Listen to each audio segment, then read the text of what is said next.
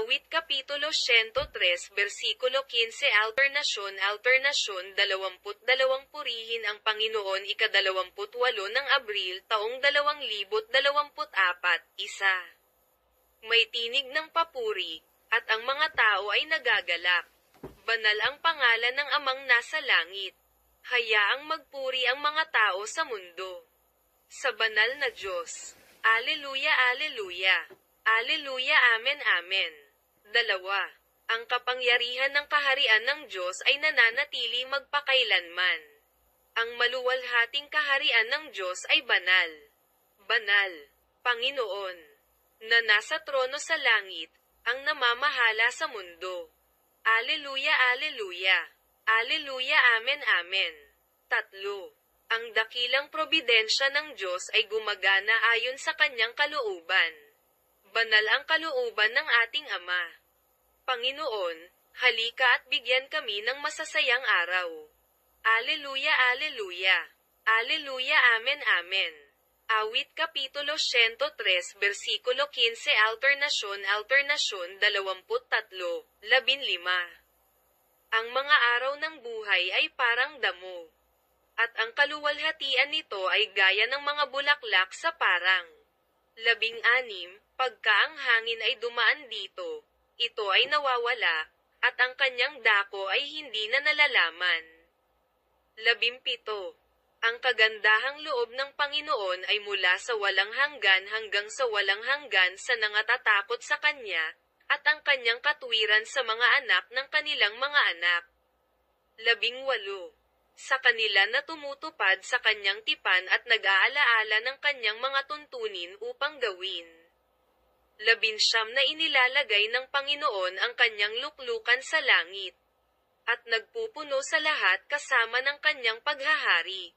20. Purihin ninyo ang Panginoon, kayong mga anghel ng Panginoon, na makapangyarihan sa paggawa ng Kanyang salita, at nakikinig sa tinig ng Kanyang salita. 21. Purihin ang Panginoon, kayong lahat na hukbo ng langit na naglilingkod sa Kanya at gumagawa ng Kanyang kalooban. 22.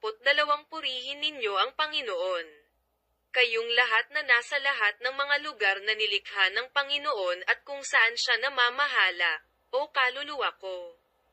Awit Kapitulo 103 Versikulo 15 Alternasyon 22 Purihin ang Panginoon.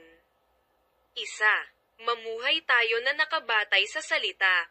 Sinabi ni David, ang buhay ay parang damo sa kanyang mga araw, at ang kanyang karalagan ay parang mga bulaklak sa parang. Kapag ang hangin ay dumaan, ito ay nawala, at ang kanyang dako ay hindi na malalaman. Gayunpaman, ang isang tao na umaasa sa salita sa pagsasabing, ang kagandahang loob ng Panginoon ay mula sa walang hanggan hanggang sa walang hanggan sa mga may takot sa Kanya, at ang Kanyang katwiran sa mga anak ng kanilang mga anak.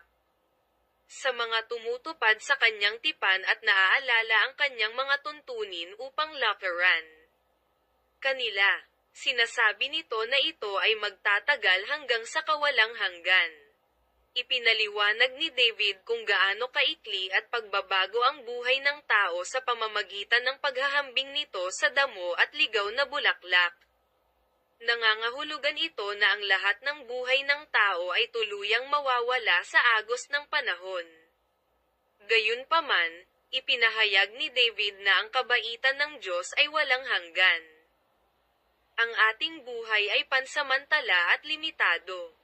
Gayunpaman, ang buhay na binuo sa salita ay hindi nalalanta. Ang salita ng Diyos ay ang salita ng buhay na walang hanggan at pag-asa. Ang buhay na umaasa sa mga salitang ito ay hindi kukupes o mawawala.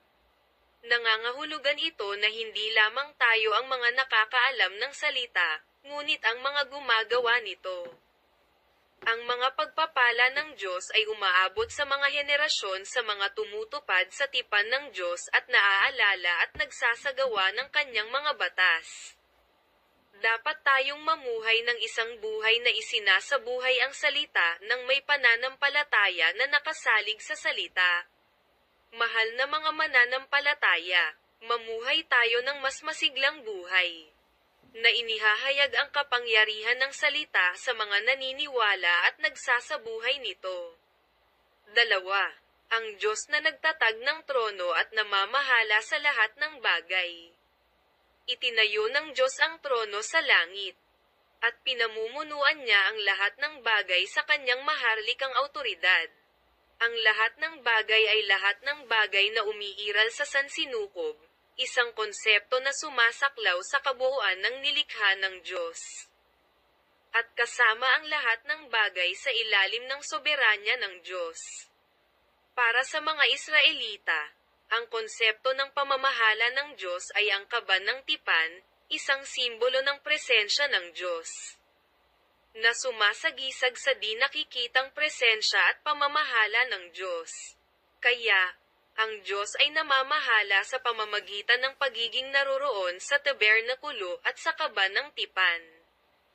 Ang paghahari ng Diyos ay inihayag sa mga Israelita sa paraang ipinadama sa kanila ang di nakikitang presensya at awtoridad ng Diyos.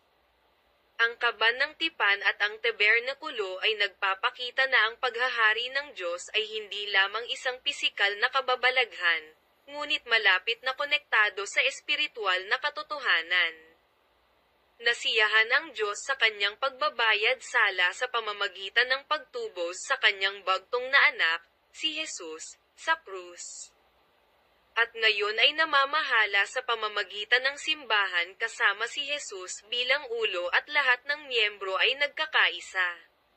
Si Jesus ang ulo ng simbahan, at ang simbahan ang kanyang katawan, kung saan ang lahat ng mananampalataya ay nagiging isa kay Jesus at namumuhay sa ilalim ng kanyang patnubay.